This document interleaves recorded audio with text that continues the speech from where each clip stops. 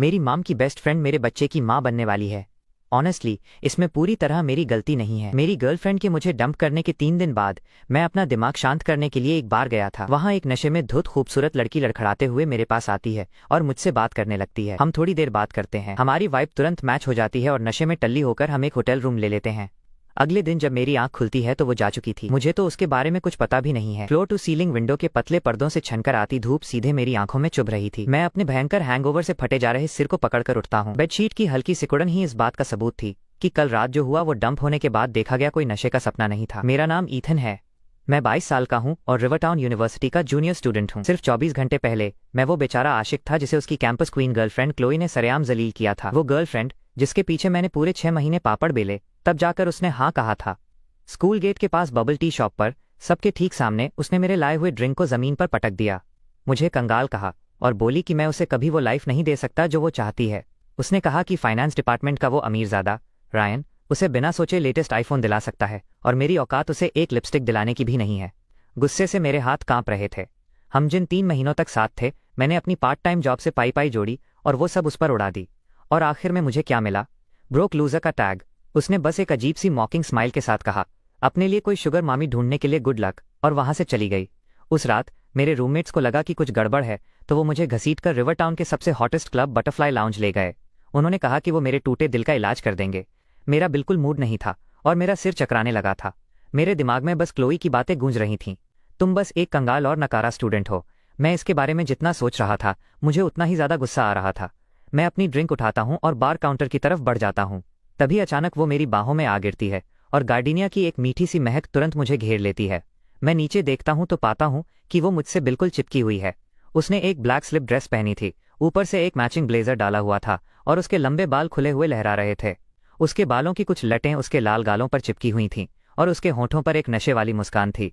उसकी आवाज़ बहुत सॉफ्ट और थोड़ी भारी थी, बिल्कुल भी क्लोई जैसी चुभने वाली नकली बेबी वॉइस जैसी नहीं।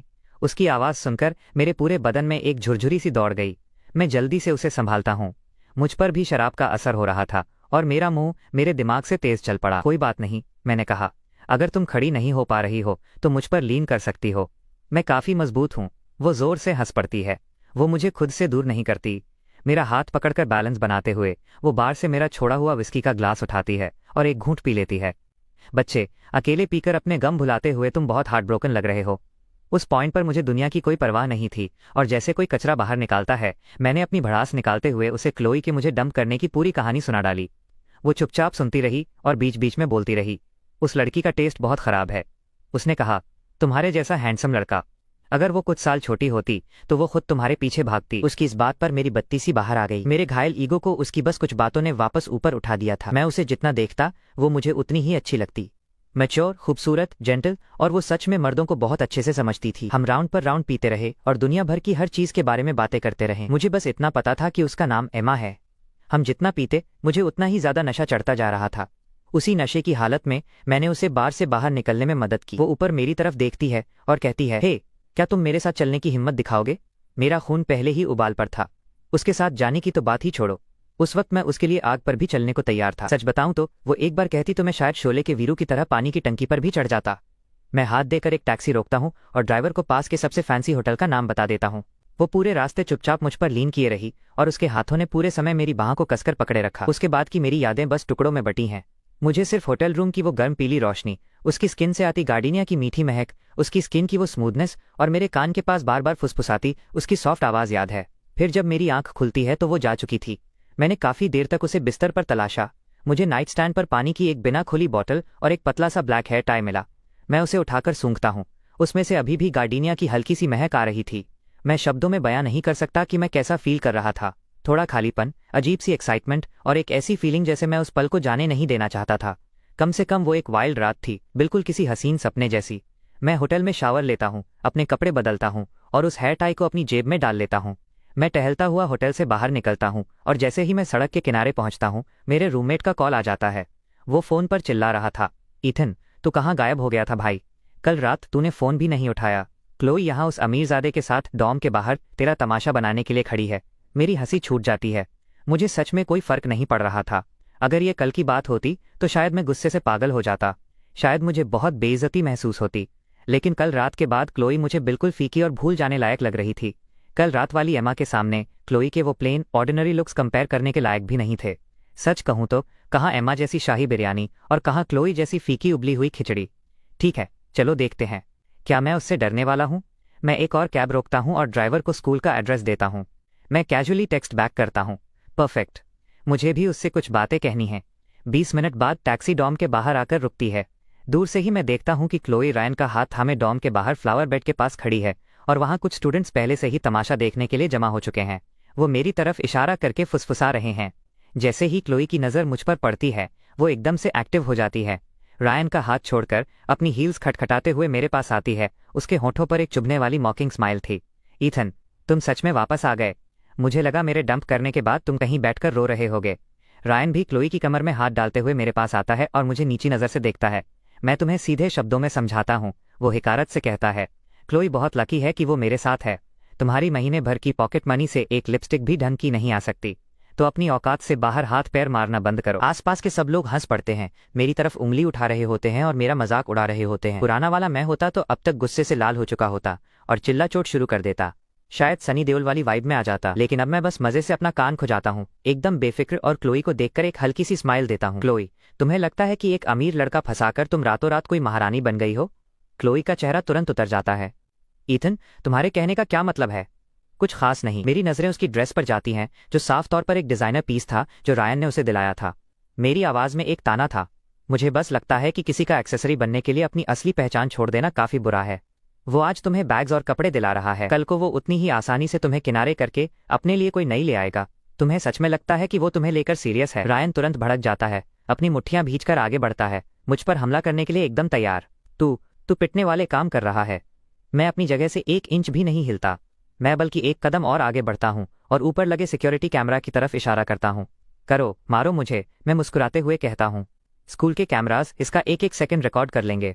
जिस पल तुमने मुझे छुआ मैं जमीन पर गिर पड़ूंगा, फिर चाहे वो 1 लाख हो या 10 लाख, हर्जाना तुम्हें ही भरना पड़ेगा। मेरे पास खोने के लिए कुछ नहीं है और तुम्हारे पास सब कुछ है। तुम्हारी फैमिली अमीर है, ठीक है। देखते हैं स्कूल अपने रिच किड डोनर को बचाता है या मेरे जैसे एक रेगुलर स्टूडेंट को। रायन का मुक्का हवा में ही जम जाता है, उसका चेहरा लाल पड़ जाता है। ना वो पीछे हट सकता है ना आगे बढ़ सकता है। एकदम फजीहत वाला मोमेंट, जैसे किसी ने चलती ट्रेन की चैन खींच दी हो। भीड़ की हंसी तुरंत अपना रास्ता बदल लेती है। अब सब रायन की तरफ इशारा करके उसका मजाक उड़ा रहे होते हैं। उसकी कभी इस तरह से सरेआम बेइज्जती नहीं हुई थी और वो दांत पीसते हुए बड़बड़ाता है, ब्रोक लूजर, लेकिन मुक्का मारने की हिम्मत नहीं कर पाता। मैं वापस क्लोई की तरफ मुड़ता हूँ। उसका चेहरा पहले लाल होता है, फिर पीला पड़ जाता है। वो गुस्से से कांप रही थी। मैं बस मुस्कुराता हूँ और कहता हूँ, ओ, और एक बात, 1 सेकंड के लिए भी ये मत सोचना कि मैं तुम्हारे लिए देवदास बनकर बैठा हूँ।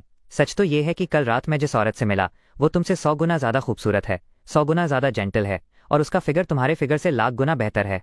उसके सामने तुम बस एक सूखी हुई हड्डी जैसी हो। सच कहूँ तो मुझे तुम्हें डंप करने के लिए थैंक यू बोलना चाहिए, वरना मैं कभी किसी इतनी अमेजिंग लड़की से नहीं मिल पाता। ये बातें सीधा दिल पर लगती हैं और क्लोई का चेहरा गुस्से से हरा हो जाता है।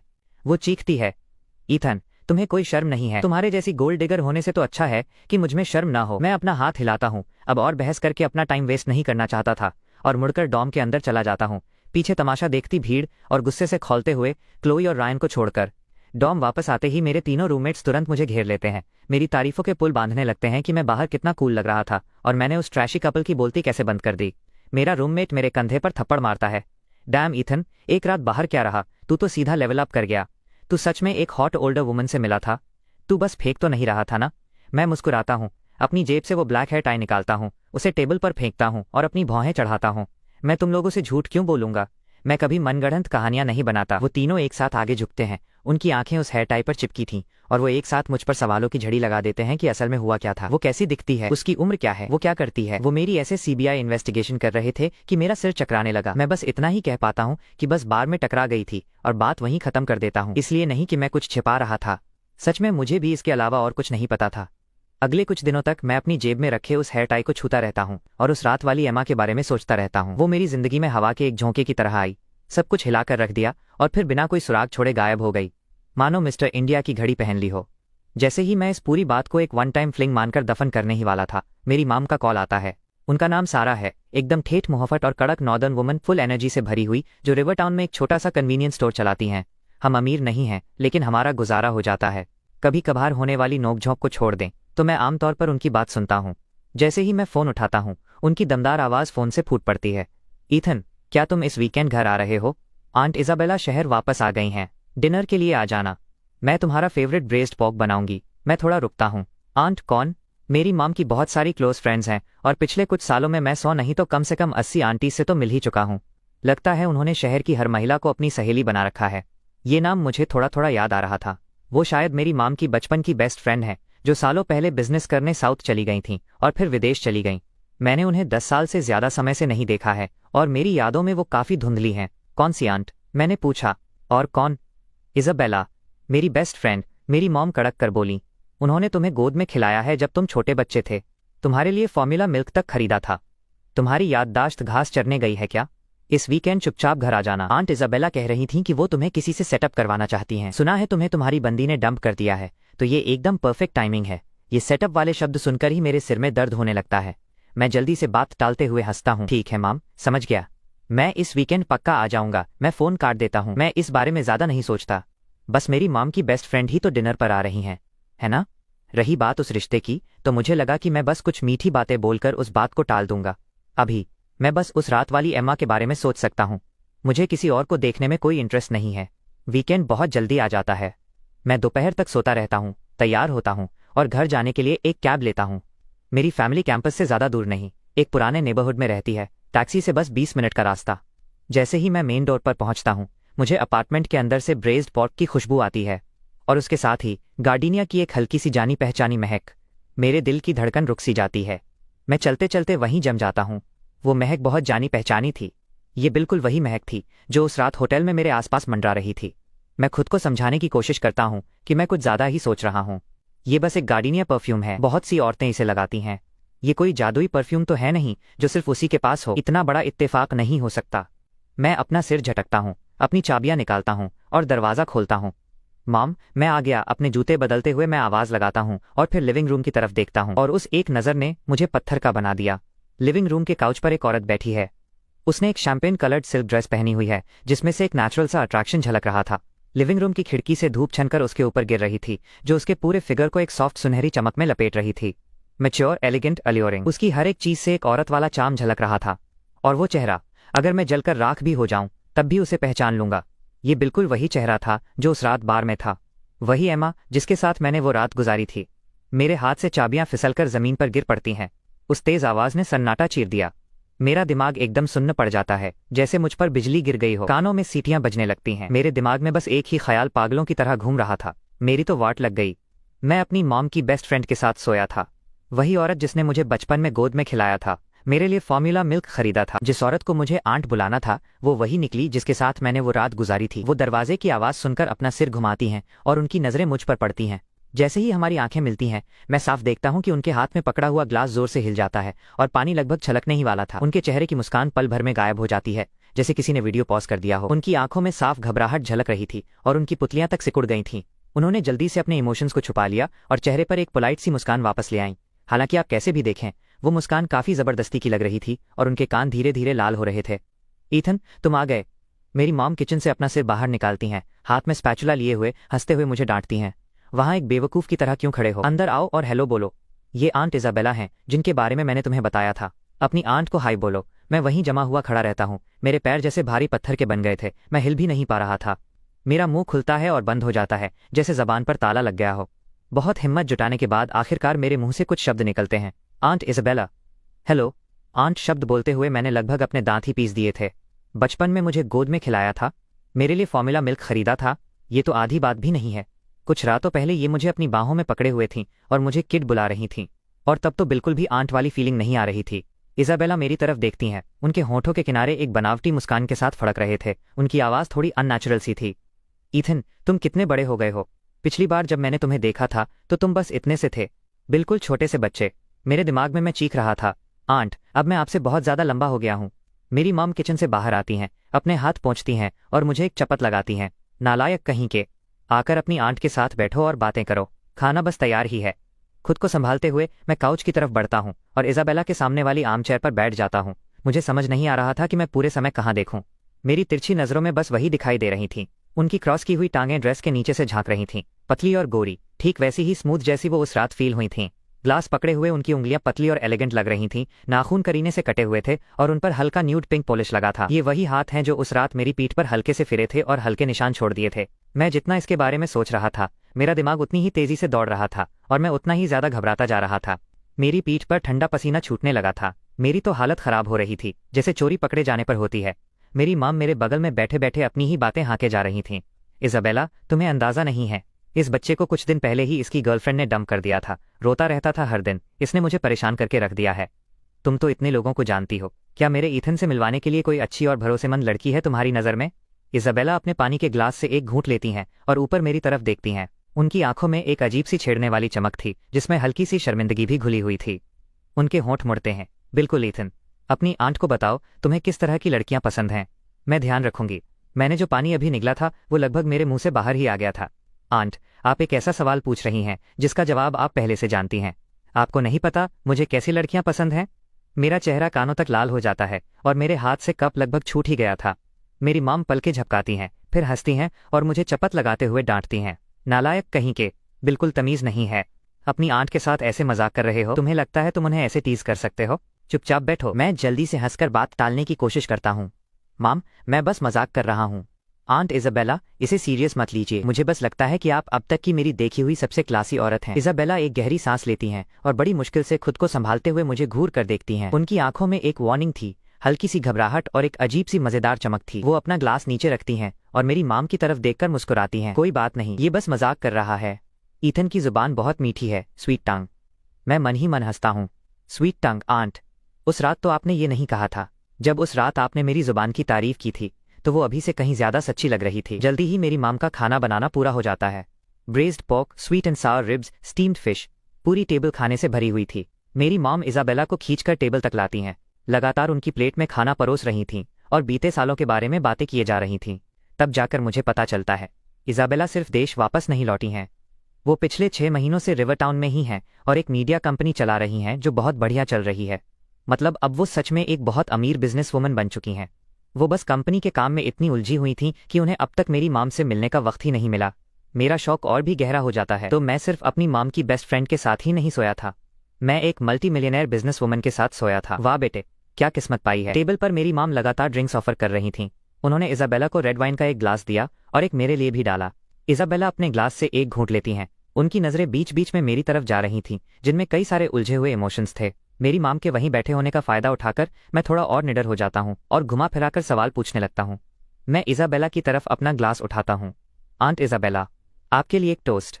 रिवर टाउन में वापस स्वागत है। इज़ाबेला अपना ग्लास मेरे ग्लास से टकराती हैं, एक घूंट लेती हैं और मुस्कुराती हैं। Thank you Ethan. मैं अपना ग्लास नीचे रखता हूँ और एकदम कैजुअली पूछता हूँ, आंट इज़ाबेला, काम में इतना बिजी रहने के बाद क्या आप कभी रिलैक्स करने के लिए बार्स वगैरह जाती हैं? मैं उस दिन अपने कुछ क्लासमेट्स के साथ बटरफ्लाई लाउंज गया था और मुझे लगा जैसे मैंने बिल्कुल आप जैसी दिखने वाली किसी को देखा हो। मुझे लगा मेरी ही आंखों का धोखा होगा। ये शब्द मेरे मुंह से निकले ही थे कि इज़ाबेला के हाथ में पकड़ी हुई चॉपस्टिक्स जोर से कांपने लगती हैं और लगभग छूटने ही वाली थीं। उनके चेहरे का रंग पल भर में उड़ जाता है और वो मुझे एक तीखी चेतावनी भरी नज़र से घूरती हैं। मेरी मॉम ने इस बात पर बिल्कुल ध्यान नहीं दिया। जैसे ही वो बार शब्द सुनती हैं वो भड़क जाती हैं और अपनी चॉपस्टिक्स टेबल पर पटक देती हैं। ईथन, तुम फिर से ऐसी जगह गए थे? मैंने तुम्हें कितनी बार कहा है, बार्स में अजीब और बुरे लोग होते हैं, वो स्टूडेंट्स के जाने की जगह नहीं है। क्या डंप होने के बाद तुम गलत रास्ते पर जा रहे हो? मैं जल्दी से हंसकर बात टाल देता हूँ। मॉम, मेरी गलती है, मैं बस एक बार अपने क्लासमेट्स के साथ गया था, अब कभी नहीं जाऊंगा। और वैसे भी मुझे बस किसी की परछाई देखकर लगा कि वो आंट इज़ाबेला हैं। असल में वो नहीं थीं।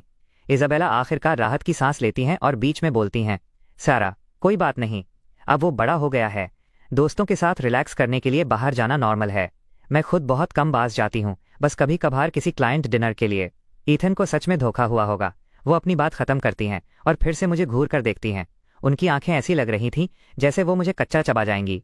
मैं चुपके से इस हर एक सेकंड को मजे से एंजॉय कर रहा था, अपना सिर चावलों की प्लेट पर झुकाए हुए अपने होठों की उस शरारती मुस्कान को रोक नहीं पा रहा था। ये डिनर मेरे लिए किसी रोलर कोस्टर से कम नहीं था। मेरी धड़कनें तेज थीं और मैं अंदर ही अंदर मजे ले रहा था। पूरे खाने के दौरान मैं जैसे किसी पतली रस्सी पर चल रहा था, एक के बाद एक ऐसे डबल मीनिंग डायलॉग मार रहा था कि इज़ाबेला घबराहट और गुस्से के बीच तिलमिला रही थी, लेकिन वो एक लफ्ज भी नहीं बोल पा रही थी। मुझे तो इसमें बड़ा मजा आ रहा था।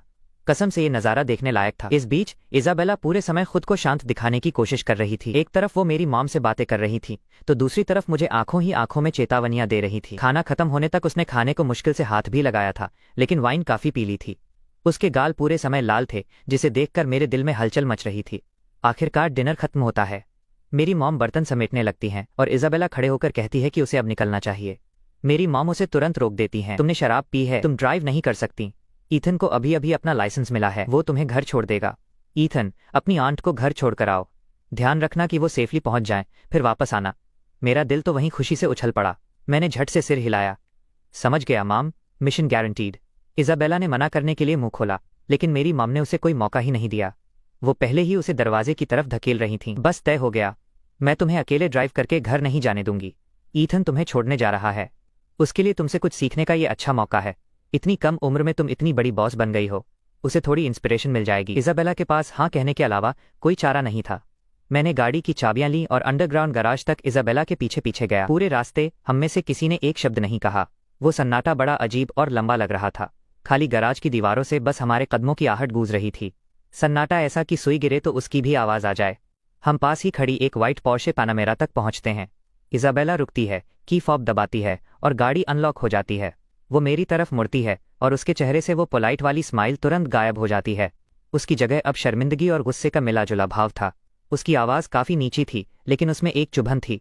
ईथन, वहाँ डिनर पर तुम्हारे कहने का आखिर क्या मतलब था? मैं कार से टिककर खड़ा हो जाता हूँ, उसके घबराए हुए चेहरे को देखते हुए, जो मुझे बहुत ही क्यूट लग रहा था, और एक शरारती मुस्कान के साथ कहता हूँ, कुछ खास नहीं आंट इजाबेला, मैं बस हाई कह रहा था। क्या उस रात आपको अच्छी नींद आई? चुप रहो। इजाबेला तुरंत भड़क उठती है और मेरे मुंह पर हाथ रखने के लिए आगे बढ़ती है, लेकिन मैं उसकी कलाई पकड़ लेता हूँ। उसका हाथ एकदम सॉफ्ट और स्मूथ था, ठीक वैसा ही जैसा उस रात फील हुआ था। मैं उसकी कलाई पकड़े हुए था। मेरी उंगलियों के नीचे उसकी तेज होती नब्ज मुझे साफ महसूस हो रही थी। मेरे दिल की धड़कनें भी तेज हो गईं और मैं खुद को रोक नहीं पाया।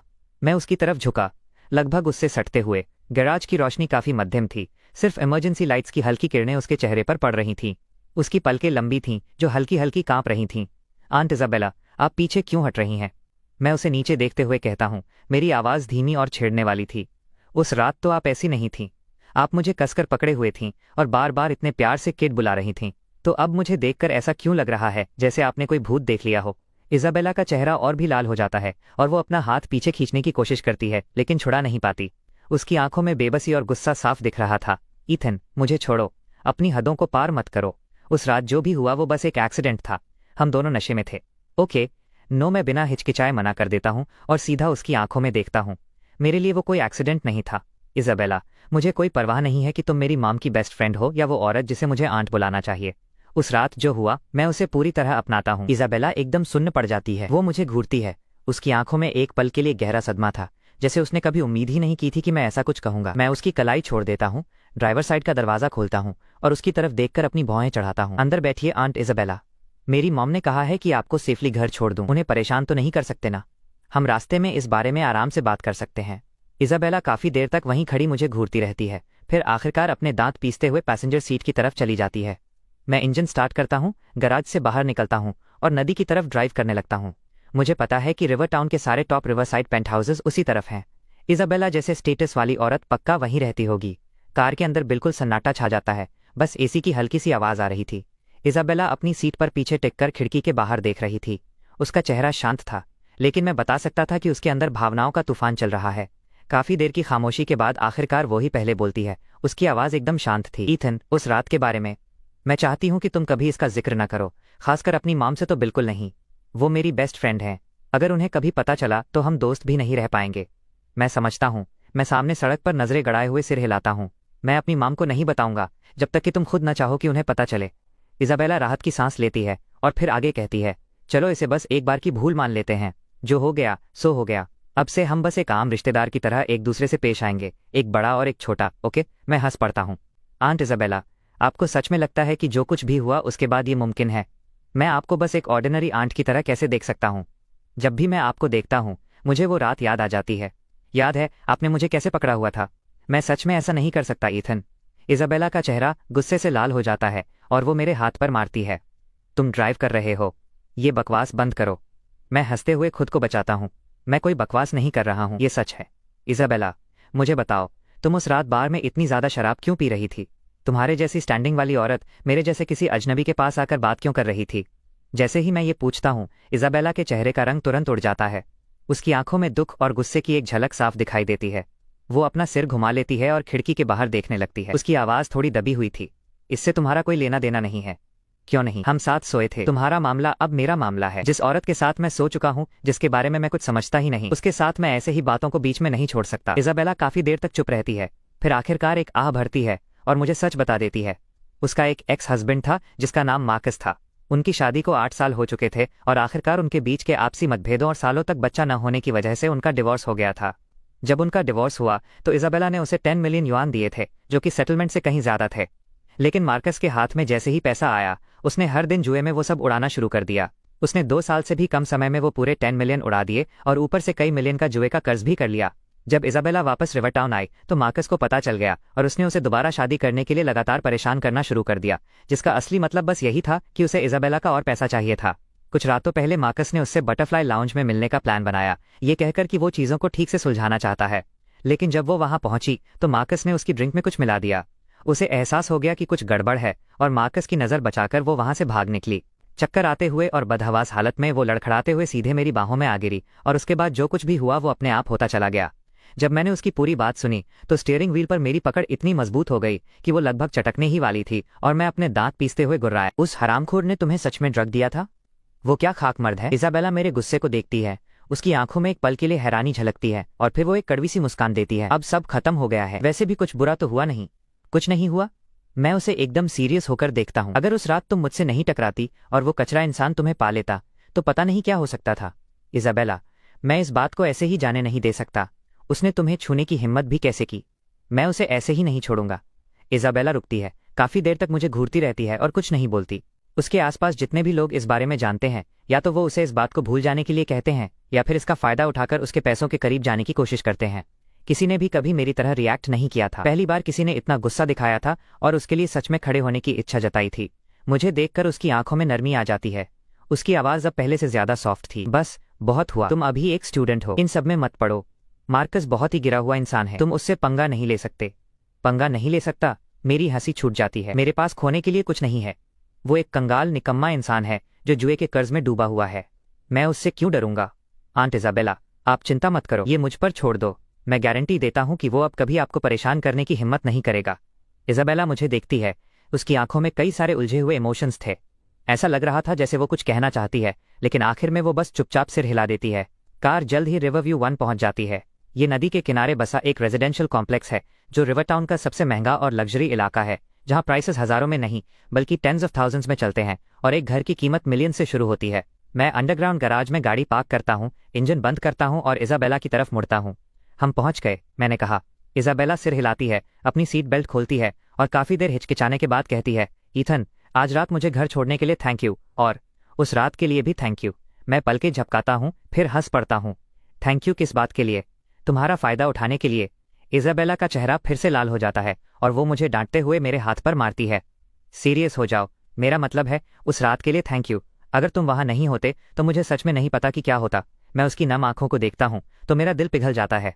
मैं अपना हाथ आगे बढ़ाता हूं और धीरे से उसके सिर को थपथपाते हुए कहता हूं, मुझे थैंक यू कहने की कोई जरूरत नहीं है। तुम्हें प्रोटेक्ट करना मेरी जिम्मेदारी थी। इजाबेला का शरीर तुरंत अकड़ जाता है। उसकी नजरें उठकर मेरी नजरों से मिलती हैं। उसकी पलकें हल्की हल्की कांप रही थीं और उसकी आंखों में एक ऐसा भाव था जिसे मैं कोई नाम नहीं दे सकता।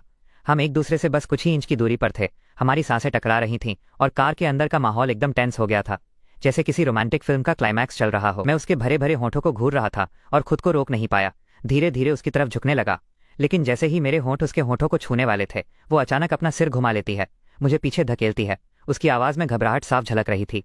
नहीं ईथन, हम ऐसा नहीं कर सकते। मैं तुम्हारी मॉम की बेस्ट फ्रेंड हूँ। तुम्हें मुझे आंट बुलाना चाहिए। मैं उसके घबराए हुए चेहरे को देखता हूँ और बात को आगे नहीं बढ़ाता, बस मुस्कुरा देता हूँ।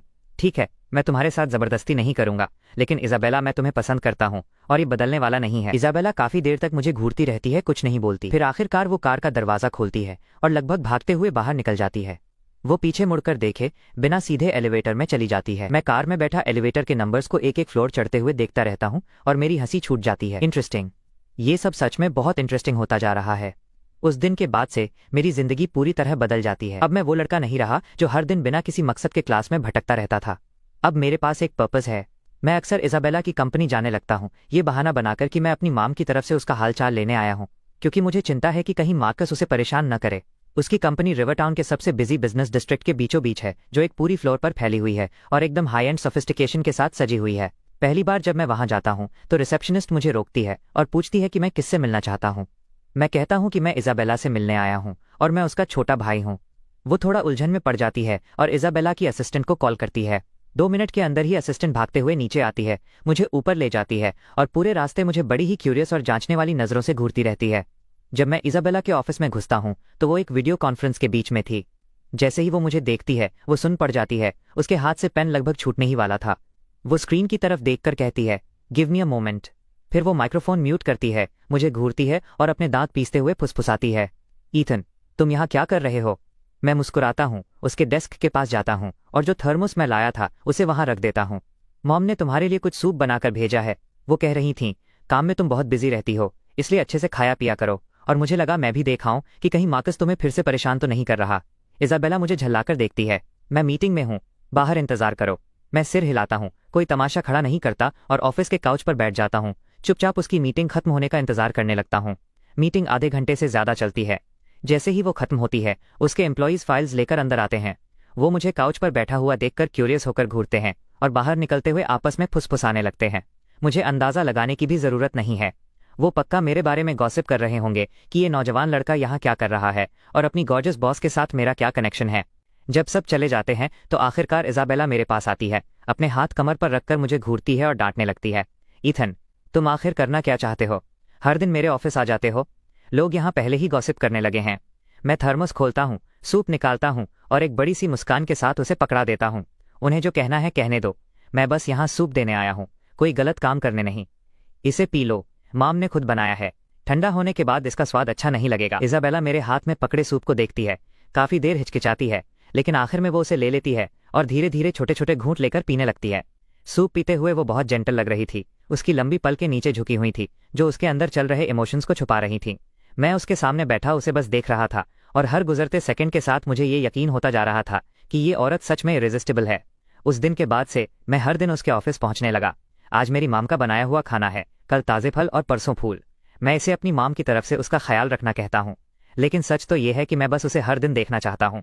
इजाबेला की कंपनी में सबने चुपचाप मान लिया था कि मैं उसका बॉयफ्रेंड हूँ और अब वो मुझे एक अलग ही रिस्पेक्ट देने लगे थे। रिसेप्शनिस्ट जब भी मुझे देखती है तो हेलो मिस्टर ईथन कहकर ग्रीट करती है। इजाबेला ने शुरू में मुझे भगाने की बहुत कोशिश की, लेकिन आखिरकार हार मान ली और मुझे मेरे हाल पर छोड़ दिया। मैं भी कहाँ पीछे हटने वाला था। हालांकि जब भी मैं उसके एम्प्लॉयज़ के सामने उसे चिढ़ाता हूं तो वो शर्म से लाल हो जाती है और मुझे घूर कर देखती है, लेकिन असल में वो कभी अंदर से गुस्सा नहीं होती। मुझे लगा जिंदगी बस ऐसे ही आराम से चलती रहेगी, मैं धीरे धीरे उसका दिल जीत लूंगा और एक दिन वो मुझे एक्सेप्ट कर लेगी। लेकिन फिर आधा महीने बाद सब कुछ पलट गया। उस दिन मैं क्लास में था जब अचानक इजाबेला का कॉल आया। उसकी आवाज़ में घबराहट थी और ऐसा लग रहा था जैसे वो रो रही हो। ईथन क्या तुम अभी यहाँ आ सकते हो? उसकी आवाज़ में वो घबराहट सुनते ही मेरे तो होश ही उड़ गए। मैंने ठीक से एक्सक्यूज़ भी नहीं मांगा, बस टीचर से पेट दर्द का बहाना बनाया और क्लास से भाग खड़ा हुआ। भागते हुए मैंने पूछा, क्या हुआ? क्या उस कमीने मार्कस ने फिर से कोई पंगा किया है? तुम कहाँ हो? मैं अभी आ रहा हूँ, मैं हॉस्पिटल में हूँ। इजाबेला की आवाज़ बहुत धीमी और थोड़ी कांप रही थी। रिवर टाउन सेंट्रल हॉस्पिटल, आ जाओ प्लीज़, मुझे तुम्हें कुछ बताना है। मेरा दिल बैठ गया, घबराहट बढ़ने लगी। मुझे बहुत डर लग रहा था कि कहीं उसे कुछ हो तो नहीं गया।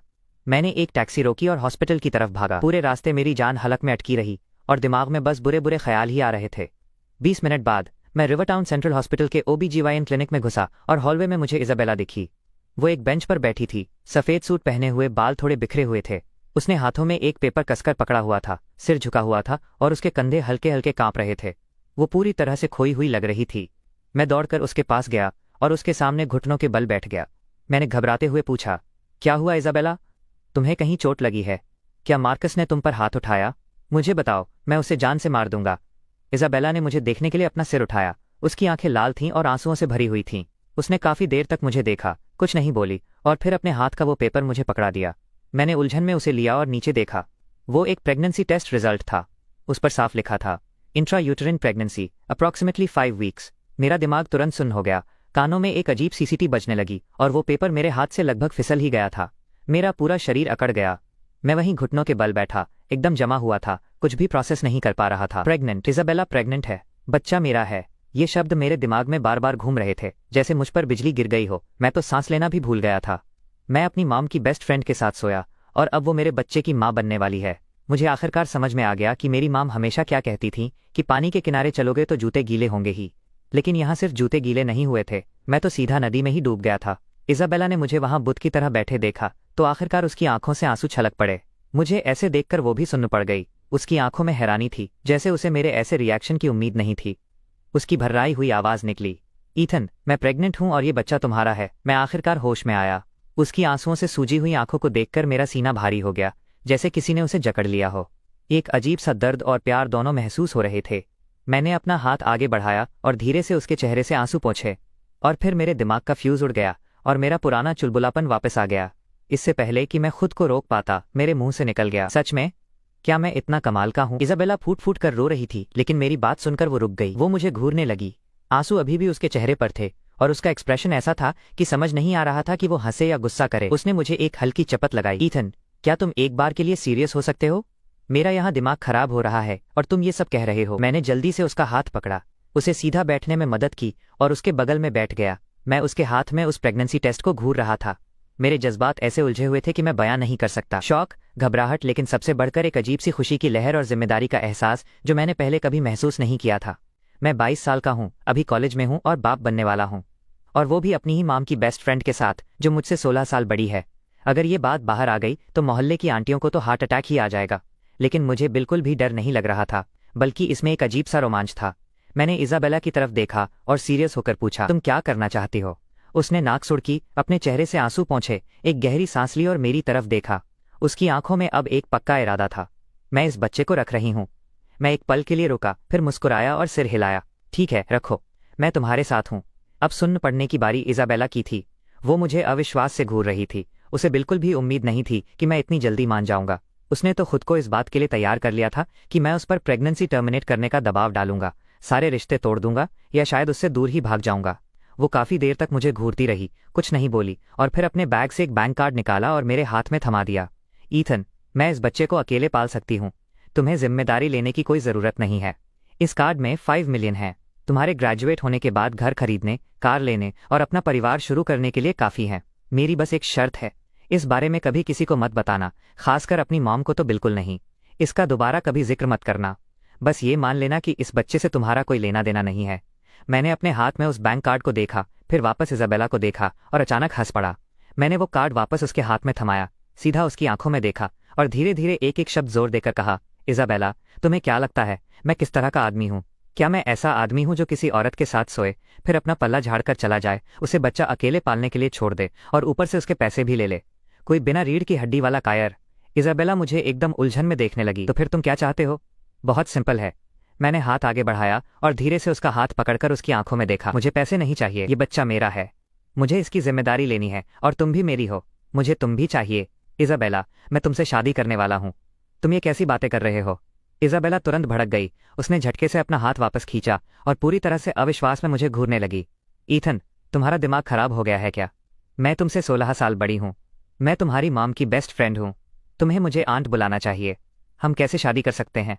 अगर तुम्हारी माम को पता चला तो वो आग बबूला हो जाएंगी। मेरा दिमाग खराब नहीं हुआ है। मैंने उसकी तरफ देखा, मेरी आवाज़ एकदम सीरियस थी।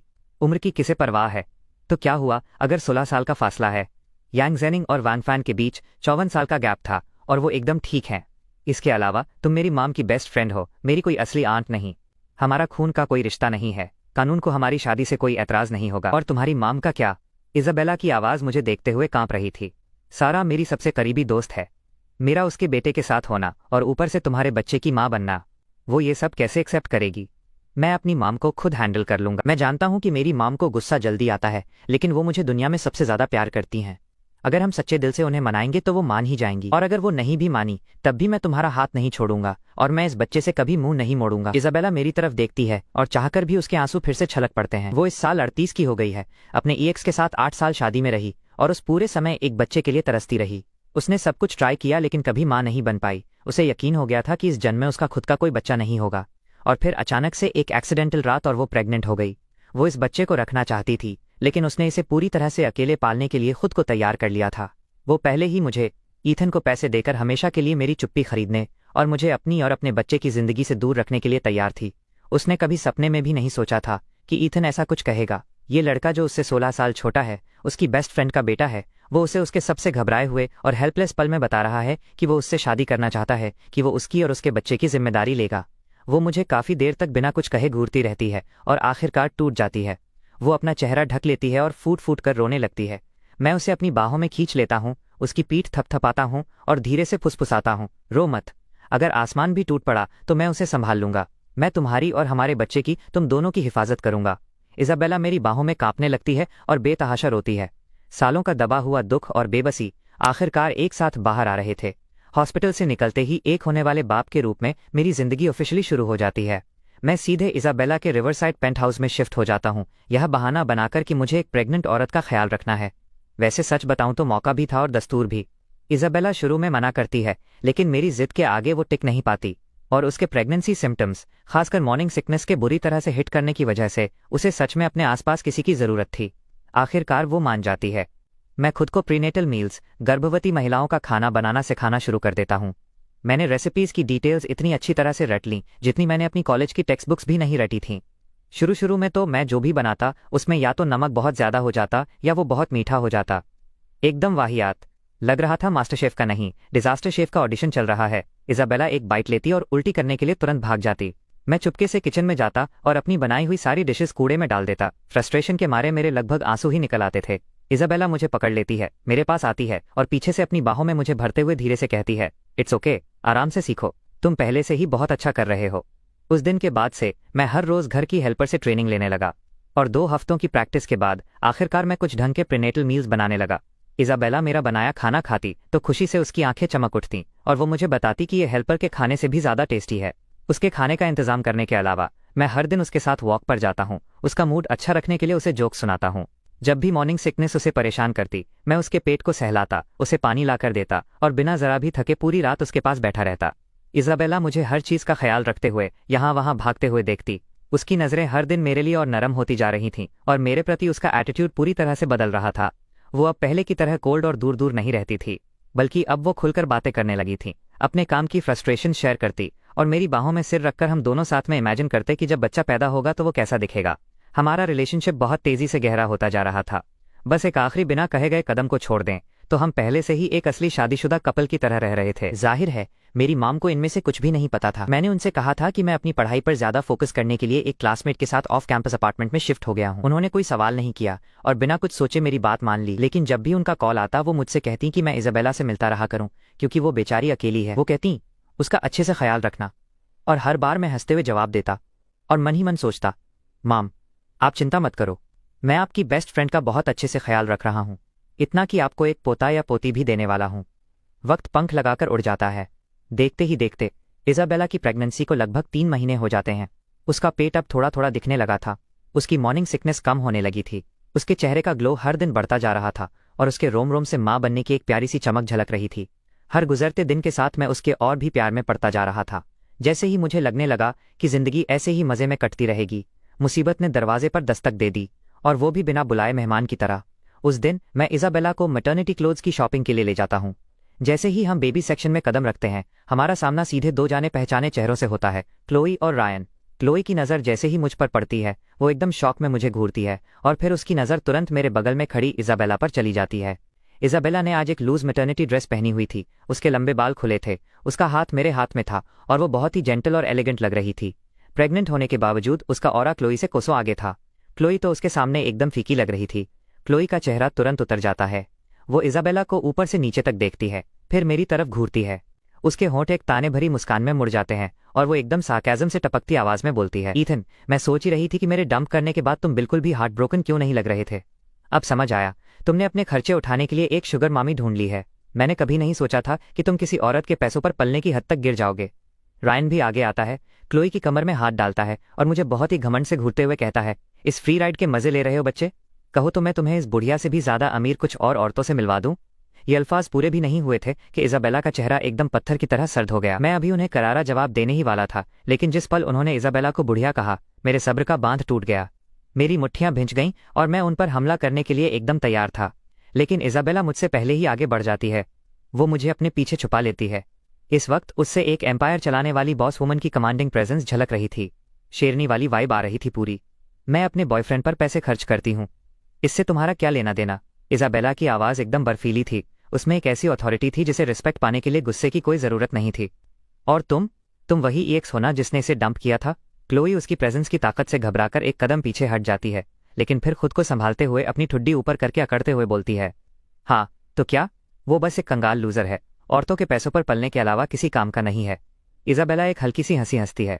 वो क्लोई को सिर से लेकर पैर तक घूरती है। उसकी आंखों में साफ नफरत और तिरस्कार झलक रहा था। मेरा ईथन यंग है, हैंडसम है, ऑनेस्ट है और रिस्पॉन्सिबल है। तुम्हारे बगल में खड़े इस ओवरग्रूम्ड ट्रस्ट फंड बेबी से 100 गुना बेहतर है। तुम्हें लगता है वो गरीब है? इजाबेला अपना हाथ उठाती है और बहुत ही कैजुअली अपने आसपास के पूरे मॉल की तरफ इशारा करते हुए कहती है, ये मॉल एक फ्लैगशिप प्रोजेक्ट है जिसमें मेरी कंपनी की पार्टनरशिप है। इस पूरे 3rd फ्लोर के बेबी सेक्शन में मैंने पर्सनली इन्वेस्ट किया है। सिर्फ मेरी कंपनी की वर्थ ही $1 बिलियन है। इसकी फैमिली की पूरी कंपनी की कुल कीमत भी मेरी कंपनी के राउंडिंग एरर के बराबर नहीं होगी। तो तुम्हें मेरे बॉयफ्रेंड को गरीब कहने का क्या हक है? ये बातें एक जोरदार तमाचे की तरह लगती हैं, जिससे क्लोई और रायन दोनों के चेहरों का रंग उड़ जाता है। हवाइयां उड़ गईं दोनों की। रायन की फैमिली एक छोटा मोटा बिजनेस चलाती है जिसकी कुल कीमत मुश्किल से कुछ टेंस ऑफ मिलियंस होगी। इजाबेला जैसी $1 बिलियन वर्थ वाली औरत के सामने वो रकम तो ऊंट के मुंह में जीरे के बराबर भी नहीं थी। मतलब चिल्लर है उनके सामने। रायन की हवा तुरंत निकल जाती है। उसकी सारी अकड़ वहीं की वहीं फुस हो जाती है। इजाबेला उन्हें ठंडी निगाहों से घूरती है और कहती है, और रही बात मुझे बुढ़िया कहने की, मैं 38 की हूँ और मैंने अपना ये पूरा एम्पायर जीरो से खुद खड़ा किया है। मेरे पास अपनी कार्स हैं, प्रॉपर्टीज हैं, कंपनी है, और जो आदमी मेरे साथ रहने के लिए लाइन में खड़े हैं उनकी लाइन इस नदी के पार तक जा सकती है। और तुम अभी मुश्किल से 20 में हो और अपना कुछ बनाने के बजाय अपनी सारी एनर्जी अमीर आदमियों के पीछे भागने में बर्बाद करती हो। आखिर तुम्हें मेरा मजाक उड़ाने का हक किसने दिया? क्लोई का चेहरा पहले लाल और फिर पीला पड़ जाता है। वो अपनी जगह खड़ी खड़ी कांप रही थी। उसके मुंह से एक लफ्ज नहीं निकल रहा था। आसपास के शॉपर्स इकट्ठा होने लगते हैं, उनकी तरफ उंगली उठाते हैं और फुसफुसाते हैं। कुछ तो अपनी हंसी भी मुश्किल से रोक पा रहे थे। इजाबेला, जो अब उन पर अपनी एनर्जी बर्बाद नहीं करना चाहती थी, अपना फोन निकालती है और मॉल मैनेजर को कॉल करती है। फोन रखने के 2 मिनट के अंदर ही मॉल सिक्योरिटी भागती हुई आती है और बिना एक शब्द कहे क्लोई और रायन को पकड़कर एग्जिट की तरफ घसीट ले जाती है। क्लोई चीखती है, फड़फड़ाती है, लेकिन सब बेकार। भीड़ की हंसी के बीच उसे घसीटकर बाहर कर दिया जाता है। उसकी तो सरेआम मिट्टी पलीद हो गई थी। उनका ये तमाशा देखकर मुझे एक अजीब सा सुकून मिलता है। मैं इजाबेला को अपनी बाहों में खींचकर उसके गाल पर एक किस करता हूँ। Isabella, that was badass. मैं सच में तुम्हारा दीवाना हूँ। उसका चेहरा तुरंत टमाटर जैसा लाल हो जाता है। वो मुझे डांटते हुए धीरे से मारती है, यहाँ लोग हैं, ये मजाक बंद करो। वो ये शब्द तो कह देती है, लेकिन उसके होंठ अपने आप मुस्कुरा उठते हैं और उसकी आंखों में भी एक प्यारी सी चमक थी। इस इंसिडेंट के बाद इजाबेला पूरी तरह से हमारे रिलेशनशिप को एक्सेप्ट कर लेती है। उस रात घर वापस आकर वो मेरी बाहों में सिर रखकर कॉन्फेस करती है कि उसे हमेशा लगता था कि हमारे बीच एज गैप बहुत ज्यादा है। उसे लगता था कि हमारे जैसा रिलेशनशिप नामुमकिन है, लेकिन अब उसे कोई फर्क नहीं पड़ता। जब तक वो मेरे साथ रह सकती है, कोई क्या कहता है इससे उसे कोई मतलब नहीं है। मैं उसे कसकर गले लगा लेता हूँ। मेरा दिल पूरी तरह पिघल जाता है और मैं नीचे झुककर उसे किस करता हूँ। वो मुझे दूर नहीं धकेलती, बल्कि उसकी बाहें मेरी गर्दन के चारों ओर लिपट जाती हैं और वो भी मुझे किस बैक करती है। जैसे जैसे हमारा रिश्ता मजबूत हो रहा था, जैसे जैसे हमारे दिन और भी खुशनुमा होते जा रहे थे, गुजरे कल का वो जिद्दी भूत मार्कस फिर से दस्तक देने आ जाता है। उस दिन मैं स्कूल में एग्जाम दे रहा था और घर पर हाउस होल्ड हेल्पर इजाबेला का ख्याल रख रही थी। जैसे ही मेरा एग्जाम खत्म हुआ, मेरे पास हेल्पर का एक हड़बड़ाहट भरा कॉल आता है। उसकी आवाज़ में बहुत घबराहट थी। उसने बताया कि मार्कस अपार्टमेंट पर आ गया है, दरवाजे पर चिल्ला रहा है, तमाशा खड़ा कर रहा है और इजाबेला से मिलने की जिद कर रहा है। यहाँ तक कि वो दरवाज़ा तोड़ने की भी कोशिश कर रहा है। मुझे तुरंत भयानक गुस्सा आ जाता है। मैं फ़ोन काटता हूँ, एक कार रोकता हूँ और सीधे घर की तरफ भागता हूँ, पूरे रास्ते मार्कस के पूरे खानदान को गालियाँ देता हुआ। उस दिन तो मैंने अपनी डिक्शनरी की सारी गालियाँ यूज़ कर लीं। जब तक मैं वहां पहुंचता हूं, मार्कस अभी भी दरवाजे पर तमाशा कर रहा था और उसके आसपास 2 अजीब से दिखने वाले गुंडे खड़े थे। पड़ोसियों ने अपने दरवाजे थोड़े थोड़े खोल रखे थे, झांक रहे थे और फुसफुसाते हुए इशारा कर रहे थे। इजाबेला का दरवाजा मजबूती से बंद था। अंदर डरी हुई हेल्पर अभी भी मुझे लगातार कॉल कर रही थी। मैं तेजी से आगे बढ़ता हूँ, मार्कस को उसके कॉलर से पकड़कर ऐसा झटका देता हूँ कि उसका बैलेंस बिगड़ जाता है और अपने दांत पीसते हुए गुर्राता हूँ। मार्कस, तुम्हारा दिमाग खराब हो गया है क्या जो यहाँ आकर तमाशा कर रहे हो? मार्कस लड़खड़ाता है। पहले तो वो चौंकता है, फिर मुझे पहचान लेता है। मेरा हाथ झटकते हुए उसके चेहरे पर एक ताने भरी मुस्कान फैल जाती है। वो मुझे ऊपर से नीचे तक देखता है। तुम आखिर हो कौन बच्चे? अभी अभी तो डायपर से बाहर निकले हो और तुम्हें लगता है कि तुम मेरे मामलों में टांग अड़ा सकते हो। मैं यहाँ अपनी एक्स वाइफ के लिए आया हूँ, तुम्हारा इससे क्या लेना देना? Ex wife? मेरी हंसी छूट जाती है। जरा खुद को आईने में देखो, तुम उसे ये बुलाने के भी लायक नहीं हो। तुम दोनों का 8 साल पहले डिवोर्स हो चुका है और तुमने हर एक साल बस पैसों के लिए उसके पीछे पड़ने में लगा दिया और अब तुम बेशर्मों की तरह उसके दरवाजे पर आकर तमाशा कर रहे ठकुरा हो।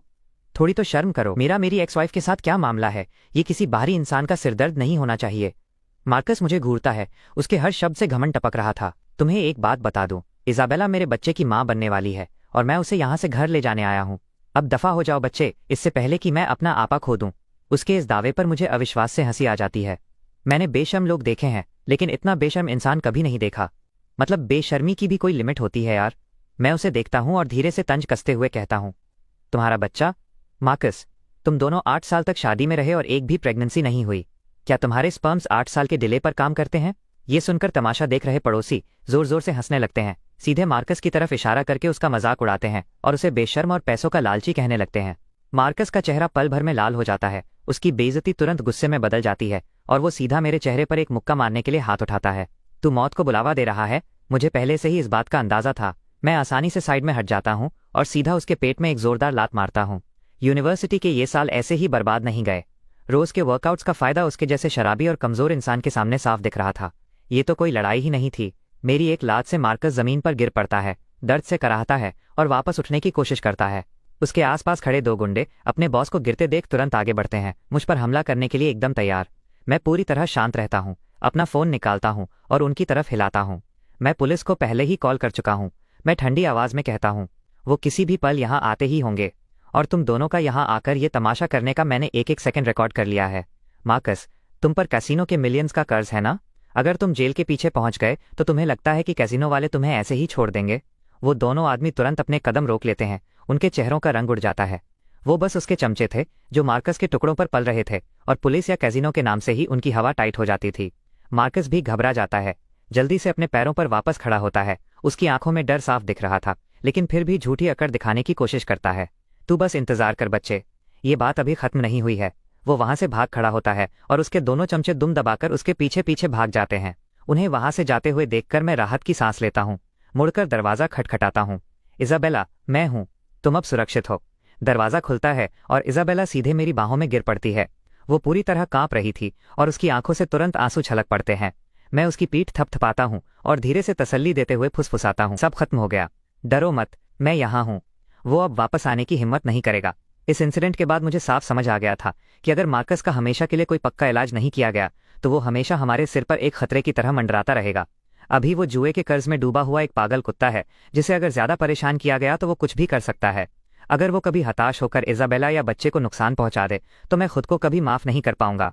मैं मार्कस के खिलाफ जाल बिछाना शुरू कर देता हूँ। सबसे पहले मैं किसी से उस कैसीनो का पता लगवाता हूँ जिसका मार्कस पर कर्ज है और किसी अनजान नाम से मार्कस का करंट एड्रेस और ठिकाना उन्हें बता देता हूँ। कैसीनो वाले पहले ही कर्ज के लिए उसे पागलों की तरह ढूंढ रहे थे और जैसे ही उन्हें ये टिप मिलती है वो तुरंत अपने आदमियों को उसके पीछे लगा देते हैं।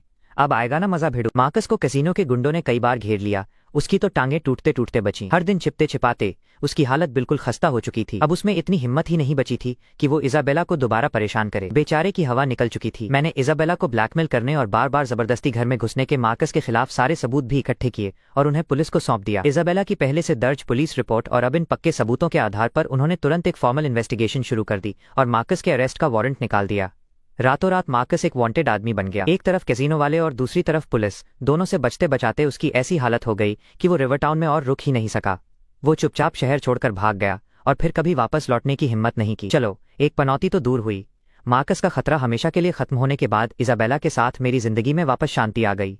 मैंने उसके लिए जो कुछ भी किया उसे देखकर आखिरकार इजाबेला का दिल पूरी तरह से पिघल गया। उस रात मेरी बाहों में सिर रखकर उसने मुझसे कहा कि वो मुझसे शादी करने के लिए तैयार है। जैसे ही बच्चा पैदा होगा हम मैरिज रजिस्टर कर लेंगे। मैंने उसे कसकर गले लगा लिया। मेरी आंखों में खुशी के आंसू थे। मैं उसे बार बार किस कर रहा था और बता रहा था कि मैं उससे कितना प्यार करता हूँ। हम एक बहुत ही प्यारी और शांत जिंदगी जीने लगे। इजाबेला का पेट अब धीरे धीरे बढ़ने लगा था। 4 महीने बीत चुके थे और प्रेगनेंसी अब साफ दिखने लगी थी। हमने साथ मिलकर बच्चे के नाम सोचना और नर्सरी को सजाना भी शुरू कर दिया था और हम अपने फ्यूचर के सपने बुनने लगे थे। हम दोनों को लगता था कि जब तक हम ये बात मेरी माम से छुपाकर रखेंगे और जब बच्चा पैदा हो जाएगा, यानी जब तीर कमान से निकल चुका होगा, तो चाहे वो शुरुआत में कितना भी गुस्सा क्यों ना हो, आखिरकार वो मान ही जाएंगी। लेकिन हम में से किसी ने ये नहीं सोचा था कि सच हमेशा छुपा नहीं रह सकता। आखिरकार राज और रायता कभी ना कभी तो फैलते ही हैं। एक वीकेंड मेरी माम का कॉल आया उन्होंने कहा कि उन्होंने चिकन सूप बनाया है और वो इजाबेला को देने आ रही हैं ताकि उसकी रिकवरी में मदद हो सके। उस वक्त मैं इजाबेला के लिए ग्रोसरी स्टोर में फल खरीद रहा था और उनकी बात सुनते ही मेरे तो होश उड़ गए। मैं खुद आकर ले लूंगा और उसे दे दूंगा, मैंने घबराते हुए कहा। लेकिन मेरी माम ने जिद पकड़ ली कि वो खुद दे देंगी। वो लगभग इजाबेला की बिल्डिंग तक पहुंच ही चुकी थीं और बस उससे मिलकर हाल चाल भी लेना चाहती थी। मैंने फ़ोन काटा और पागलों की तरह अपार्टमेंट की तरफ भागा। मेरे दिमाग में बस एक ही ख्याल चीख रहा था, सब खत्म हो गया, आज तो पोल खुलने वाली है। मैं जितनी तेज भाग सकता था भागा, लेकिन मैं एक कदम लेट हो गया। जब तक मैं इजाबेला के दरवाजे पर पहुंचा, दरवाज़ा पहले ही खुला हुआ था। मेरी मॉम लिविंग रूम में खड़ी थीं, उनके हाथों से थर्मोस फिसलकर ज़मीन पर गिर चुका था और सूप हर जगह फैल गया था। उन्होंने मुझे देखा, जो अभी भी अपने स्लीपवेयर में था। फिर उन्होंने मेरे बगल में खड़ी इजाबेला को देखा, वो भी स्लीपवेयर में थी और उसका बढ़ा हुआ पेट साफ दिख रहा था। मेरी मॉम पूरी तरह से कांप रही थी, उनके चेहरे का रंग एकदम सफ़ेद पड़ चुका था और उनकी आंखें अविश्वास से फटी रह गई थी। वहां की हवा जैसे जम सी गई थी। सन्नाटा इतना गहरा था कि सुई गिरने की भी आवाज़ आ जाए। मैं दरवाजे पर जमा हुआ खड़ा था, मेरा दिमाग पूरी तरह सुन्न पड़ चुका था। मेरे शरीर का सारा खून जैसे जम गया था, मेरे मुंह से एक लफ्ज़ नहीं निकल पा रहा था। मेरी माँ मुझे घूरती रहीं, काफ़ी देर तक उनके होंठ कांपते रहे और फिर आखिरकार बहुत मुश्किल से उनके मुंह से एक वाक्य निकला। उनकी आवाज़ बुरी तरह कांप रही थी। ईथन, तुम यहाँ क्या कर रहे हो? मैंने अपना मुंह खोला, लेकिन कोई आवाज़ नहीं निकली। इजाबेला भी घबरा गई, वो मेरी माम को संभालने के लिए आगे बढ़ी, उसकी आवाज़ भर्राई हुई थी। सारा, मेरी बात सुनो, लेट मी एक्सप्लेन। मेरी माम झटके से एक कदम पीछे हट गईं। उन्होंने इजाबेला के बढ़े हुए हाथ को झटक दिया। उनकी नज़रें इजाबेला के बढ़े हुए पेट पर अटक गईं, फिर वापस मेरी तरफ घूमी और उनकी आंखें पल भर में लाल हो गईं। अब उनके दिमाग में सारी कड़ियां जुड़ रही थीं। एक बेस्ट फ्रेंड का बिना पिता के बच्चे के साथ प्रेग्नेंट होना, उनके बेटे का अपने क्लासमेट्स के साथ अपार्टमेंट किराए पर लेना, ये सब एक झूठ था। उनकी बेस्ट फ्रेंड उनके ही बेटे के बच्चे की माँ बनने वाली है। उनका बेटा और वो औरत जिसे वो बचपन से जानती हैं, वो दोनों साथ हैं। मेरी माम की आंखों के आगे अंधेरा छाने लगा, वो लगभग बेहोश होने वाली थीं। मैं उन्हें पकड़ने के लिए आगे भागा और घबराते हुए चिल्लाया, मॉम प्लीज़ शांत हो जाइए, मेरी बात सुनिए, लेट मी एक्सप्लेन। उन्होंने झटके से मुझे जोर से पीछे धकेल दिया, अपना हाथ उठाया और मेरे चेहरे पर एक जोरदार तमाचा जड़ दिया। तमाचे की गूंज एकदम साफ और तेज थी। मेरे गाल पर तेज जलन होने लगी। उन्होंने मेरी तरफ उंगली उठाई, वो गुस्से से कांप रही थीं। उनकी आंखों से आंसू छलक पड़े और उन्होंने अपने दांत पीसते हुए कहा, ईथन, नालायक कहीं के, तुझे कोई अंदाजा भी है कि वो कौन है? वो मेरी बेस्ट फ्रेंड है, वो जिसे तुझे आंट बुलाना चाहिए, और तूने इतनी शर्मनाक हरकत की। मैंने ऐसे बेटे को कैसे पाल पोस कर बड़ा किया? सारा, उसे मत मारो। इजाबेला रोते हुए मुझे अपने पीछे छुपाते हुए आगे आई। सारा, इसमें ईथन की कोई गलती नहीं है, ये पूरी मेरी गलती है, मैंने ही शुरुआत की थी। अगर तुम्हें किसी को मारना या चिल्लाना है तो मुझ पर चिल्लाओ। मेरी माम ने इजाबेला को देखा, उनकी आंखों में गहरी तबाही और दिल टूटने का दर्द छलक रहा था। इजाबेला, हम साथ पले बढ़े हैं, मैंने तुम्हें अपनी सगी बहन की तरह माना। क्या तुमने मुझे इसी बात का सिला दिया है? मेरे बेटे के साथ सोकर, उसके बच्चे की माँ बनकर। अब मैं तुम्हें फिर कभी उसी नज़र से कैसे देख पाऊंगी? मैं अपने परिवार और दोस्तों को कैसे मुंह दिखाऊंगी? इजाबेला मेरी माम को रोते हुए देखती रही, वो पूरी तरह कांप रही थी। वो अपने बचाव में एक भी शब्द नहीं बोल पाई, बस बार बार यही दोहराती रही, आई एम सॉरी। हर एक शब्द के साथ मेरी माम का गुस्सा और भड़कने लगा। वो तेजी से बालकनी की तरफ गईं, लॉन्ड्री रैक से कपड़े झाड़ने वाला फेदर डस्टर उठाया और मेरी तरफ दौड़ीं। मैं अपना सिर ढका और लिविंग रूम में इधर उधर भागने लगा और चिल्लाया, माम प्लीज़ मेरी बात सुनिए, मैं सच में इजाबेला से प्यार करता हूँ। हम दोनों एक दूसरे से प्यार करते हैं, हमारा बच्चा होने वाला है और हम शादी करने वाले हैं। शादी? मैं तुझे जान से मार दूंगी, नालायक। मेरी मॉम गुस्से से आग बबूला हो रही थीं और डस्टर लेकर मेरे पीछे भाग रही थीं। वो तेरी आंट है, तुझसे 16 साल बड़ी है, उससे शादी करेगा? तेरा दिमाग तो खराब नहीं हो गया? मैं तुझे अभी बता दे रही हूँ, मैं इसके लिए कभी राजी नहीं होंगी। जब तक मेरे शरीर में सांस है तब तक तो बिल्कुल नहीं। इजाबेला अपने बढ़े हुए पेट के साथ हमें रोकने के लिए हमारे बीच आ गई। घबराहट में उसके आंसू बह रहे थे। उसे डर था कि कहीं मेरी माम मुझे मार न दें, और उतना ही डर इस बात का भी था कि इतने स्ट्रेस की वजह से मेरी माम की खुद की तबीयत न बिगड़ जाए। लिविंग रूम में पूरी तरह से हंगामा मच गया। जैसे ही मेरी माम मेरे पीछे भागते हुए मुझ पर डस्टर उठाने वाली थी, इजाबेला अचानक दर्द से चीख पड़ी। उसने अपना पेट पकड़ लिया और दोहरी हो गई। उसका चेहरा पल भर में सफ़ेद पड़ गया। मेरी माम और मैं दोनों वहीं अपनी जगह पर जम गए। हम दोनों के चेहरों पर घबराहट छा गई। मैं तुरंत भागकर उसके पास गया, उसे संभाला और बुरी तरह घबराते हुए पूछा, इजाबेला क्या हुआ? क्या तुम्हारे पेट में दर्द हो रहा है? इजाबेला ने अपने दांत भींच लिए, उसके माथे पर ठंडे पसीने की बूंदें छलक आईं। उसने मेरा हाथ कसकर पकड़ लिया और कांपती हुई आवाज़ में कहा कि उसके पेट में तेज दर्द हो रहा है। मेरी माम भी बुरी तरह घबरा गईं। डस्टर उनके हाथ से फिसलकर ज़मीन पर गिर गया। वो दौड़कर पास आईं और बेचैनी से इजाबेला को देखने लगीं। इजाबेला, क्या हो रहा है? क्या तुम्हें कोई झटका लगा है? हमें अभी हॉस्पिटल चलना होगा। बिना एक पल की देरी किए मैंने इजाबेला को अपनी बाहों में उठाया और किसी पागल इंसान की तरह दरवाजे की तरफ दौड़ा। मेरी माम मेरे ठीक पीछे पीछे आ रही थीं। घबराहट के मारे उनकी आंखों से आंसू बह रहे थे और वो पूरे रास्ते बस यही दोहरा रही थी, बस वो ठीक हो, भगवान करे वो ठीक हो। हम इजाबेला को लेकर हॉस्पिटल पहुंचते हैं। चेकअप के बाद डॉक्टर कहते हैं कि प्रेगनेंसी पर बस थोड़ा सा स्ट्रेस आया है, कोई गंभीर बात नहीं है, लेकिन वो इस बात पर जोर देते हैं कि अब इजाबेला कोई और इमोशनल शॉक बिल्कुल बर्दाश्त नहीं कर सकती। अब से उसे एकदम शांत और स्टेबल रेस्ट की जरूरत है। ये सुनकर मेरी मॉम और मैं दोनों आखिरकार चैन की सांस लेते हैं। जान में जान आई भाई। इजाबेला हॉस्पिटल के बेड पर सो जाती है। उसका चेहरा अभी भी थोड़ा पीला पड़ा हुआ था। मैं उसके पास बैठ जाता हूँ, उसका हाथ पकड़े हुए उसके गोल से पेट को निहारता हूँ। मेरे सीने में एक अजीब सी चुभन और गिल्ट महसूस हो रहा था। मेरी मॉम दरवाजे के पास खड़ी काफी देर तक खामोशी से हमें देखती रहती हैं। उनकी आंखों में हजारों उलझे हुए जज्बात उमड़ रहे थे। कुछ देर बाद वो चुपचाप अंदर आती हैं और मेरे कंधे पर हाथ रखती हैं। उनकी आवाज़ बहुत धीमी और थकी हुई थी। ईथन, एक पल के लिए मेरे साथ बाहर आओ। मैं सिर हिलाता हूँ, धीरे से इजाबेला का हाथ नीचे रखता हूँ और अपनी माम के पीछे पीछे कमरे से बाहर हॉस्पिटल के हॉलवे में आ जाता हूँ। मेरी माम दीवार के सहारे खड़ी हो जाती हैं, खामोशी से खिड़की के बाहर देखती रहती हैं और आखिरकार एक लंबी आह भरती हैं। वो मेरी तरफ देखती हैं। ईथन, अपनी माँ को सच सच बताना, क्या तुम सच में इजाबेला से प्यार करते हो या फिर ये बस जवानी के जोश में उठाया गया एक कदम था? मैं उनकी आंखों में आंखें डालकर देखता हूँ। मेरी आवाज़ पूरी तरह से सच्ची थी। मॉम, मैं सच में उससे प्यार करता हूँ। ये कोई जोश या इम्पल्स नहीं है। मैं उससे शादी करना चाहता हूँ, अपनी पूरी जिंदगी उसके साथ बिताना चाहता हूँ और उसकी और अपने बच्चे की पूरी जिम्मेदारी उठाना चाहता हूँ। मेरी माम मुझे देखती हैं, उनकी आंखों में बेबसी की एक झलक दिखाई देती है और वो फिर से एक आह भरती हैं। वो तुमसे 16 साल बड़ी है और मेरी सबसे पक्की सहेली है। तुमने 20 साल से भी ज्यादा उसे आंट बुलाया है। अगर तुम दोनों साथ रहे तो लोग क्या कहेंगे? हमारे रिश्तेदार और दोस्त हमारे परिवार को किस नज़र से देखेंगे? मुझे कोई परवाह नहीं है, मैंने कहा। ये हमारी जिंदगी है और हमें ही इसे जीना है। लोगों को जो कहना है कहने दें। मैं बस इतना जानता हूँ कि इजाबेला मुझसे प्यार करती है, मैं उससे प्यार करता हूँ और हमारा एक बच्चा होने वाला है। हम बस एक साथ एक अच्छी जिंदगी बसाना चाहते हैं। मेरी माम काफ़ी देर तक खामोशी से मुझे घूरती रहती हैं और आखिरकार उनकी आंखों से आंसू छलक पड़ते हैं। तू इतना जिद्दी क्यों है? मैंने तुझे इतनी मुश्किलों से पाल पोस कर बड़ा किया। मैं बस यही चाहती थी कि तू सुरक्षित रहे, कोई अच्छी सी लड़की ढूंढ ले, सेटल हो जाए, बच्चे हों और एक शांति भरी जिंदगी जिए। और तूने ये इतना बड़ा बखेड़ा कैसे खड़ा कर दिया? मैं धीरे से उनके चेहरे से आंसू पोंछता हूँ। मेरे अंदर का गिल्ट मुझे खाया जा रहा था। माम, मुझे माफ कर दीजिए कि मैंने आपका दिल दुखाया, लेकिन मैं सच में इजाबेला से प्यार करता हूँ। मैं उसके बिना या इस बच्चे के बिना अपनी जिंदगी की कल्पना भी नहीं कर सकता। मेरी माम मेरी तरफ देखती हैं, फिर कमरे में सो रही इजाबेला की तरफ देखती हैं और आखिरकार एक लंबी आह भरते हुए अपना हाथ हिलाती हैं। ठीक है, मैं समझ गई, अब मैं और कोई दखल नहीं दूंगी। लेकिन ईथन, मेरी बात कान खोलकर सुन ले। ये रास्ता तूने खुद चुना है। अब यहाँ से जो भी होगा तू पीछे नहीं हट सकता। कभी इजाबेला के साथ कुछ गलत मत करना और ना ही इस बच्चे के साथ, वरना मैं सबसे पहली इंसान होंगी जो तुझे इसकी सजा देगी। मैं एक पल के लिए सुन्न पड़ जाता हूँ, अविश्वास से उन्हें घूरता हूँ। माम, आप मान गई? मेरे पास और कोई चारा है क्या? मेरी माम मुझे एक झल्लाहट भरी नजर से देखती हैं। अब तो बच्चा भी आने वाला है।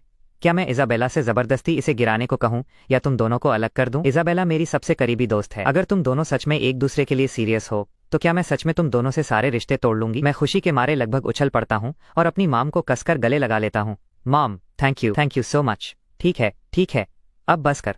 मेरी माम मेरी पीठ थपथपाती हैं और आह भरती हैं। बस मुझे ये समझ नहीं आ रहा कि मैं अपनी पूरी जिंदगी इस रिश्ते को कैसे सुलझाऊंगी। वो मेरी बेस्ट फ्रेंड है और अब वो मेरी बहू भी बनेगी। ये कैसा रायता फैल गया है? मेरी हंसी छूट जाती है। ये भी सही है माम, इसका मतलब बस इतना है कि अब हमारा रिश्ता दोगुना मजबूत हो गया है। मेरी माम आंखें घुमाती हैं लेकिन मुझे और नहीं डांटती, बस कहती हैं ठीक है, जाकर इजाबेला को देख। वो प्रेग्नेंट है और अभी अभी इतने स्ट्रेस से गुजरी है, उसका अच्छे से ख्याल रखना। मैं उसके लिए कुछ खाने को लाती हूँ और थोड़ा सूप भी लेकर आती हूँ। ये कहकर मेरी माम मुड़ती हैं और वहां से चली जाती हैं। उनके चलने के तरीके में एक थकी हुई सी हार भी थी, लेकिन साथ ही एक अजीब सी राहत भी। मैं उन्हें जाते हुए देखता हूँ, मेरे सीने में एक अजीब सी गर्माहट भर जाती है और मैं वापस हॉस्पिटल रूम में चला जाता हूँ। इजाबेला पहले ही जाग चुकी थी, बेड का सहारा लेकर बैठी हुई मुझे देख रही थी। उसकी आंखों में आंसू छलक रहे थे, लेकिन उसके होठों पर एक प्यारी सी मुस्कान थी। उसने मेरे और मेरी माम के बीच हुई एक एक बात सुन ली थी। मैं पास जाता हूँ और उसके बेड के किनारे बैठ जाता हूँ, उसका हाथ पकड़कर मुस्कुराता हूँ। तुमने सुना ना? मेरी माम मान गई। इजाबेला सिर हिलाती है, उसके आंसू छलक पड़ते हैं और वो अपना हाथ आगे बढ़ाकर मुझे गले लगा लेती है। उसकी आवाज भर्राई हुई थी। Ethan, thank you so much. मैं उसे गले लगाता हूँ, मुस्कुराता हूँ और उसके माथे पर एक किस करता हूँ। मुझे तुम्हें थैंक यू कहना चाहिए, मुझसे शादी करने के लिए हाँ कहने के लिए और हमारे बच्चे की माँ बनने के लिए थैंक यू। इजाबेला मेरी बाहों में फूट फूट कर रोती है, लेकिन उसका दिल खुशी से छलक रहा था। मुझे उस पल लगा कि हमारी सारी मुसीबतें आखिरकार पीछे छूट गई हैं। अब हम आखिरकार एक शांति भरी जिंदगी जी सकते हैं और बस अपने बच्चे के आने का इंतजार कर सकते हैं। कहानी में हैप्पी एंडिंग वाली फीलिंग आ रही थी, लेकिन मैंने कभी सपने में भी नहीं सोचा था कि आगे इससे भी कहीं बड़ा तूफान हमारा इंतजार कर रहा है। और हैप्पी एंडिंग को नजर लग गई जिस दिन इजाबेला को हॉस्पिटल से डिस्चार्ज मिलता है। जैसे ही हम बाहर कदम रखते हैं, रिपोर्टर्स की एक भारी भीड़ हमें घेर लेती है। माइक्रोफोन्स और कैमराज हमारे चेहरों पर घुसा दिए जाते हैं। कैमरा की फ्लैशेस बिना रुके चमक रही थीं। रिपोर्टर्स एक साथ सवालों की झड़ी लगा देते हैं। मैं स्वेन, क्या आपके बगल में खड़ा ये नौजवान आपके होने वाले बच्चे का पिता है? मैं स्वेन, हमने सुना है कि आप और इस लड़के के बीच 16 साल का फासला है और ये आपकी बेस्ट फ्रेंड का बेटा है। क्या आप कंफर्म कर सकती हैं कि ये सच है? एमएस वैन, क्या इस रिश्ते का मार्कस से आपके डिवोर्स से कोई लेना देना है? सवाल तीखे तीर की तरह बिना रुके हम पर दागे जा रहे थे। मैं एक सेकंड के लिए सुन पड़ जाता हूँ, फिर जल्दी से इजाबेला को अपनी बाहों में खींच लेता हूँ और उसे उन कैमराज और माइक्रोफोन से छुपाता हूँ। मेरे दिमाग में बस एक ही ख्याल हथौड़े की तरह बज रहा था, मीडिया को ये बात कैसे पता चली? ये सब किसने लीक किया? मैं भीड़ के पीछे नजर दौड़ाता हूँ और किनारे पर खड़े एक जाने पहचाने चेहरे को देखता हूँ। मार्कस। वो मुझे देख रहा था और उसके होठों पर एक बहुत ही घटिया और संतुष्टि भरी मुस्कान थी। उसकी आंखों में इंतकाम पूरे होने की चमक साफ दिख रही थी। मुझे तुरंत समझ आ गया, ये वही था, उसी ने ये सब प्रेस को लीक किया है। उस पनौती ने जाते जाते भी आग लगा ही दी। इजाबेला रिवरटाउन की एक बहुत जानी मानी बिजनेस वुमन है और इस तरह का स्कैंडल, इतने एज गैप वाला रोमांस, अपनी बेस्ट फ्रेंड के बेटे से प्रेग्नेंट होना, इसकी एक छोटी सी डिटेल भी हेडलाइंस में तहलका मचाने के लिए काफी थी। वो इजाबेला को बर्बाद करना चाहता है, हम दोनों को बर्बाद करना चाहता है। मैं मार्कस की उस कमीनी मुस्कान को घूरता हूँ। मेरी मुट्ठियां इतनी जोर से भिंज जाती हैं कि उंगलियों के चटकने की आवाज आती है और मेरी आंखों में गुस्से की आग धधक रही थी। इजाबेला मेरी बाहों में हल्की हल्की कांप रही थी। उसने मेरी शर्ट को कसकर पकड़ा हुआ था और हम पर चढ़े आ रहे रिपोर्टर्स और कैमरास को देखकर उसके चेहरे का रंग पल भर में उड़ गया था। मैं नीचे उसकी तरफ देखता हूँ जिसे मैंने खुद से सटा कर रखा हुआ था। मैं धीरे से अपना हाथ उसके गोल पेट पर रखता हूँ और एक गहरी सांस लेता हूँ। मुझे पता है कि ये लड़ाई अभी तो बस शुरू हुई है, लेकिन मैं डरा हुआ नहीं हूँ। चाहे आगे कितना ही बड़ा तूफान क्यों ना आए, कितनी ही मुसीबतें क्यों ना आए और कितनी ही गंदी अफवाहें क्यों ना उड़े, मैं उसे प्रोटेक्ट करूंगा। अपने बच्चे को प्रोटेक्ट करूंगा और अपनी फैमिली को प्रोटेक्ट करूंगा, क्योंकि मैं ईथन हूँ, उसका मर्द और उसके होने वाले बच्चे का पिता।